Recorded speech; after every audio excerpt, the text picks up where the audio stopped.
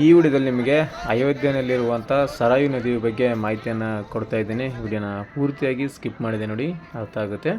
ಸ್ನೇಹಿತರೆ, ಇವಾಗ ನೋಡ್ತಾ ಇದ್ದೀರಾ, ಇದು ಸರಾಯು ನದಿ, ರಾಮ ಮಂದಿರ ಹಿಂದುಗಡೆ ಇರುವಂಥ ನದಿ. ಇದು ತುಂಬಾ ದೊಡ್ಡದಾಗಿದೆ ನದಿ.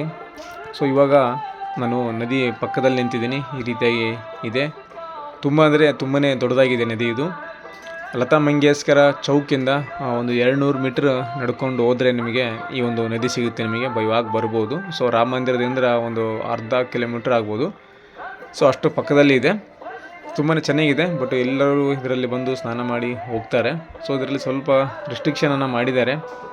ಅದೇನಂತ ನಿಮಗೆ ಮುಂದ್ಗಡೆ ತೋರಿಸ್ತೀನಿ. ಇವಾಗ ಏನು ನೋಡ್ತಾ ಇದ್ದಾರೆ, ವಿಶಾಲವಾಗಿ ಕಾಣ್ತಾ ಇದೆ. ಇವಾಗ ಬನ್ನಿ ಒಳಗಡೆ ನದಿ ಹತ್ರ ಹೋಗೋಣ.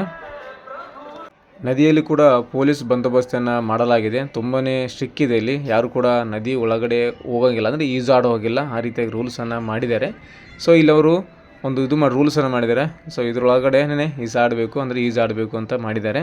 ಇವಾಗ ಏನು ನೋಡ್ತಾ ಇದ್ದೀರಾ, ಪ್ಲಾಸ್ಟಿಕ್ ಟಬ್ಬುಗಳಿದ್ದಾವಲ್ಲ ಇವು, ಇದ್ರ ಒಳಗಡೆನೇ ನೀವು ಈಜಾಡಬೇಕು, ಫೋಟೋ ತಗೋಬೇಕು. ನೀರು ಒಳಗಡೆ ಅಂದರೆ ಒಳಗಡೆ ಹೋಗೋಗಿಲ್ಲ, ನದಿ ಪೂರ ಒಳಗಡೆ ಹೋಗೋಗಿಲ್ಲ. ಸೊ ಇಲ್ಲಿ ಏನು ಹಾಕಿದಾರಲ್ಲ ಪ್ಲಾಸ್ಟಿಕ್ದು ಬೌಂಡ್ರಿ, ಈ ಒಂದು ಸ್ವಿಮ್ಮಿಂಗ್ ಪೂಲ್ ಥರನೇ ಚೌಕಟ್ಟು ಮಾಡ್ಕೊಂಡಿದ್ದಾರೆ. ಆ ಒಂದು ಚೌಕಟ್ಟಿನಲ್ಲಿ ಮಾತ್ರ ನೀವು ಈಜಾಡಬೇಕು. ಈಗ ನಿಮಗೆ ಒಳಗಡೆ ತೋರಿಸ್ತೀನಿ. ನಿಮ್ಮಲ್ಲಿ ನಿಂದಿರ್ಬೋದು, ನೀವು ಓಡಾಡ್ಬೋದು. ಬಟ್ ಇದ್ರೊಳಗಡೆನೇ ಇವಾಗ ನೋಡಿ, ಇಲ್ಲಿ ಈಜಾಡ್ತಾ ಇದ್ದಾರಲ್ಲ, ಇದ್ರೊಳಗಡೆನೇ ನೀವು ಈಜಾಡಬೇಕು, ಆ ಕಡೆ ಹೋಗೋಗಿಲ್ಲ. ಸೊ ಇಲ್ಲಿ ಬಂದೋಬಸ್ತನ್ನು ಮಾಡಿರ್ತಾರೆ, ಪೊಲೀಸ್ ಬಂದೋಬಸ್ತ್ ಇರುತ್ತೆ, ಸೆಕ್ಯೂರಿಟಿ ಕೂಡ ಇರ್ತಾರೆ. ಒಳಗಡೆ ನಿಮಗೆ ಬಿಡೋದಿಲ್ಲ ಅವರು. ಸೊ ನೋಡಿ, ಒಬ್ಬರು ಕೂಡ ನೀರು ಒಳಗಡೆ ಹೋಗೋಗಿಲ್ಲ, ಆ ರೀತಿಯಾಗಿದೆ. ಮತ್ತು ಇಲ್ಲಿ ಬೋಟ್ ವ್ಯವಸ್ಥೆ ಕೂಡ ಮಾಡಿದ್ದಾರೆ. 100 ರೂಪಾಯಿ ಕೊಟ್ಟರೆ ನಿಮಗೆ ಒಂದು ರೌಂಡು, ನಿಮಗೆ ಅಲ್ಲಿ ಲಕ್ಷ್ಮಣ ತೀರ್ಥ ಅಂತ ಏನೋ ಒಂದು ಪ್ಲೇಸ್ ಇದೆ ಅಂತೆ, ಆ ಒಂದು ಪ್ಲೇಸ್ಗೆ ಕರ್ಕೊಂಡು ಹೋಗಿ ಬರ್ತಾರೆ. ಸೊ ಇದರೊಳಗಡೆ ಇಲ್ಲಿ ಏನು ಹಾಕಿದಾರಲ್ಲ, ಇಲ್ಲೇ ನೀವು ಸ್ನಾನ ಮಾಡಬೇಕು. ಎಷ್ಟೇ ಜನ ಬರಲಿ ಇದರೊಳಗಡೆ ನಿಂತು ನೀವು ಇಲ್ಲೇ ಸ್ನಾನ ಮಾಡಬೇಕು. ಇದರಿಂದ ಆಚೆಗೆ ಒಳಗಡೆ ನೀವು ಈಜಾಡ್ತೀನಿ ಅಂದರೆ ಹೋಗೋಗಿಲ್ಲ. ತುಂಬ ಆಳಕ್ಕಿದೆ ಅಂತೆ ನದಿ, ಅಷ್ಟೊಂದು ಆಳ ಇದೆ ಮತ್ತು ದೊಡ್ಡದು ಕೂಡ ಇದೆ. ನಾರ್ಮಲಾಗಿ ನಮ್ಮ ಕರ್ನಾಟಕದಲ್ಲಿ ಇರುವಂಥ ನದಿಗಳಿಗಿಂತ ಒಂದು 2 ಪಟ್ಟು ಹೆಚ್ಚಾಗಿದೆ ಅಂತಲೇ ಹೇಳ್ಬೋದು. ಅಷ್ಟೊಂದು ದೊಡ್ಡದಾಗಿದೆ. ನಮ್ಮ ಕಾವೇರಿ ನದಿ ಆಗಿರ್ಬೋದು, ಕೃಷ್ಣ ನದಿ ಆಗಿರ್ಬೋದು, ಏನಿದಾವಲ್ಲ ಅದಕ್ಕಿಂತ ಸುಮ್ಮನೆ ದೊಡ್ಡದಾಗಿದೆ. ಸೊ ಅಷ್ಟೊಂದು ದೊಡ್ಡದಿದೆ ಇದು. ಸುಮಾರು 1 ಕಿಲೋಮೀಟ್ರ್ ಅಗಲ ಆಗುತ್ತೆ, ಅಷ್ಟು ದೂರ ಇದೆ. ಅಂದರೆ ಬ್ರಿಡ್ಜ್ ಮಾಡಿದಾರಲ್ಲ, ಏನು ನೋಡ್ತಾ ಇದ್ದೀರಾ, ಬ್ರಿಡ್ಜ್ ಕಾಣ್ತಾ ಇದೆಯಲ್ಲ, ಸುಮಾರು 1 ಕಿಲೋಮೀಟ್ರ್ ಲಾಂಗ್ ಇದೆ. ಅಷ್ಟೊಂದು ದೊಡ್ಡದಾಗಿದ್ದು ಕಟ್ಟಿದ್ದಾರೆ. ನೋಡ್ತಾ ಇದ್ದೀರಾ, ಸೆಕ್ಯೂರಿಟಿ ಗಾರ್ಡ್ಗಳು ಇದ್ದಾರೆ ಇಲ್ಲಿ. ನಿಮಗೆ ಒಳಗಡೆ ನೀರೊಳಗಡೆ ಬಿಡೋದೇ ಇಲ್ಲ, ಜಸ್ಟ್ ಬೋಟ್ನಲ್ಲೇ ಹೋಗಬೇಕು, ಬೋಟಿಂದನೇ ಬರಬೇಕು. ಸೊ 100 ರೂಪಾಯಿ ತೊಗೊತಾರೆ. ಒಂದು ಪ್ಲೇಸ್ ಇದೆ, ಅದು ಇನ್ನೊಂದು ಪ್ಲೇಸ್ ಇದೆ, ಯಾವುದೋ ಇದೆ, ಅದು ಬಟ್ ಹೆಸರು ಹೇಳ್ತಾ ಇಲ್ಲ ಅವರು. ಆ ಪ್ಲೇಸಿಗೆ ಹೋದರೆ 200 ರೂಪಾಯಿ ಆಗುತ್ತೆ ಅಂತ ಹೇಳ್ತಾ ಇದ್ದಾರೆ.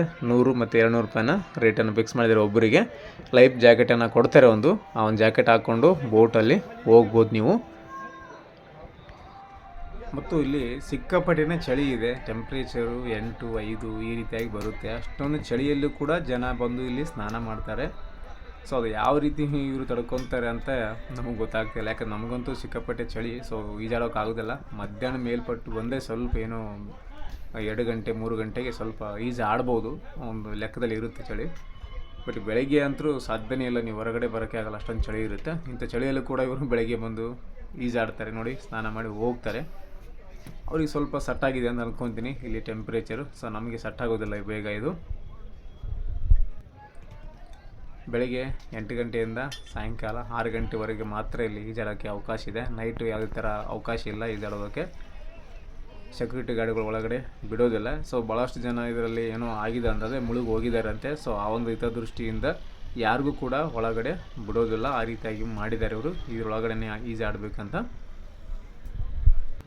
ನೀವು ಕೂಡ ಏನಾದರೂ ಅಯೋಧ್ಯೆಗೆ ಬಂದಿದ್ದರೆ ಈ ಒಂದು ಸರಾಯು ನದಿಗೆ ಭೇಟಿ ನೀಡಿ ಸ್ನಾನವನ್ನು ಮಾಡಿ. ತುಂಬಾ ಒಳ್ಳೆಯ ಒಂದು ಪವಿತ್ರವಾದ ನದಿ ಅಂತ ಹೇಳ್ಬೋದು. ಮತ್ತು ಈ ಒಂದು ರಾಮನಿಂದ ಶಾಪಗ್ರಸ್ತ ನದಿ ಅಂತ ಕೂಡ ಇಲ್ಲಿ ಕರಿತಾರಂತೆ. ಯಾಕಂದರೆ ಈ ಒಂದು ನೀರಿನ ಈ ಒಂದು ನದಿಯ ನೀರನ್ನು ಒಂದು ರಾಮ ಮಂದಿರಕ್ಕೆ ಯೂಸ್ ಮಾಡೋದಿಲ್ಲಂತೆ.